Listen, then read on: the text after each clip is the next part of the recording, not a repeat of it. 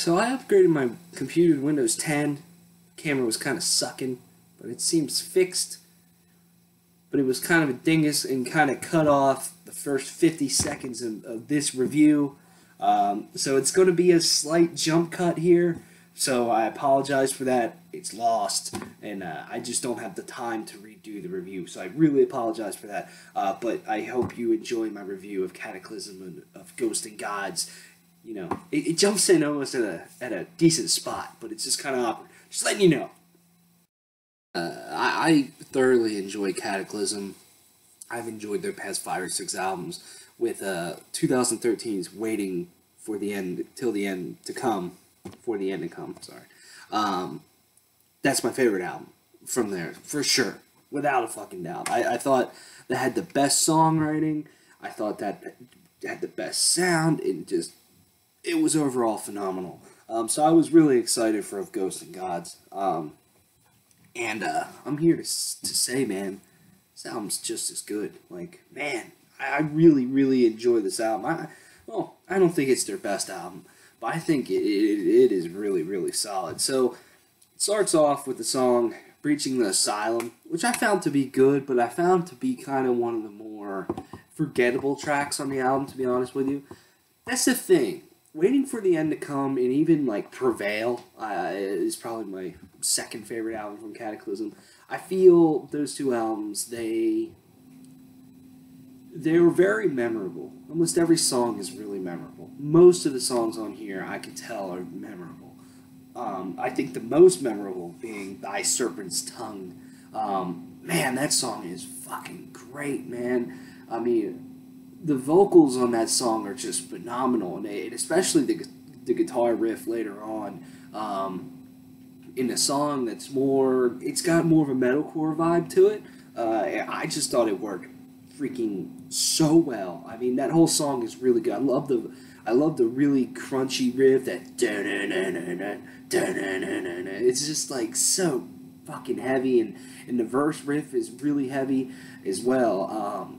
The Black Sheep is another one that's just heavy throughout, and I love that song, you know, how it opens up with the really just chunky, heavy riff, and later on, it just completely, like, that changes, and the riff gives off a little bit of a metalcore vibe. Again, I'm not calling Kataklysm metalcore band at all. I'm just saying a couple of the riffs on here can give off a vibe like that, and I was like, man, this is just awesome. It took me to my second listen to really enjoy this album. At first, I was like, it's okay. I mean, it's not the greatest, but then it really grew on me, which is why I always listen to my albums multiple fucking times. I hope you appreciate that.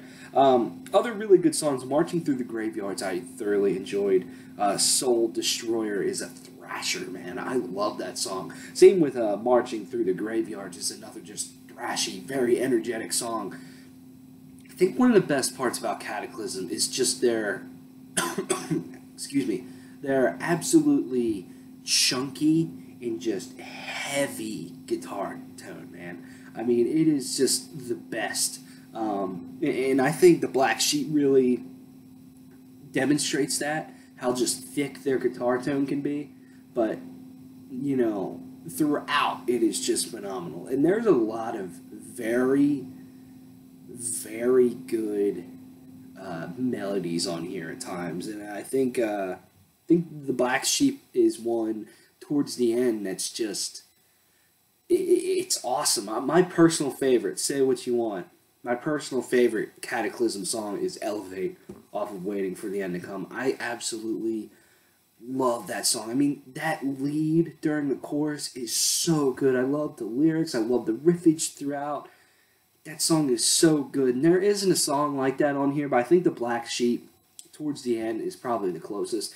Another track that I really enjoyed, and I thought was just kind of a different song for Kataklysm, was the very last track, The World is a Dying Insect. I thought, songwriting-wise, it was just different. It went through a couple different vibes. It kind of felt epic, and I really, really love at the end, with the tremolo picking guitar and the blast beat behind it. Phenomenal, man. Overall, I think this album is solid, like I said, and I think it's got a really good production too. I think the production is clean, obviously, and it really works for it. I think, what am I trying to say here? I think the cleaner they could get it, the clean sound really helps with the chunky guitar and just the overall beefiness of their sound. That's what I wanted to fucking say. I just didn't know how to put it together in my brain. I just think it works well to get that cleaner sound. Because I just enjoy the cleaner production that Cataclysm has compared to their older stuff that's a little bit dirtier. So yeah. Vocally, at first in the first track, Breaking the Asylum, I was like, he doesn't sound the same. Did they get a new vocalist? I don't know, but they did. He just sounds a little bit different at, excuse me, at times. I thought in Waiting for the End to Come, he really stood out a lot. Just songs like Kill the Elite or, Elevate, songs like that. It's just absolutely phenomenal. I love his high-pitched screams, and they're on here, but not as prevalent as the last album. And I think overall, vocally, it's fine. It just doesn't really impress me like the last album. And I don't find it to be as catchy at all. I find the catchiness to be more in the guitars and everything on here. Yeah. And the drumming is phenomenal. Just absolutely fucking beastly. That's about all I have to say about Cataclysm of Ghost and Gods. I'm going to give this album an 8.75 out of 10. Check it out. It's on Nuclear Blast Records. And let me know what you think. And I'll see you around. Gotta click the button.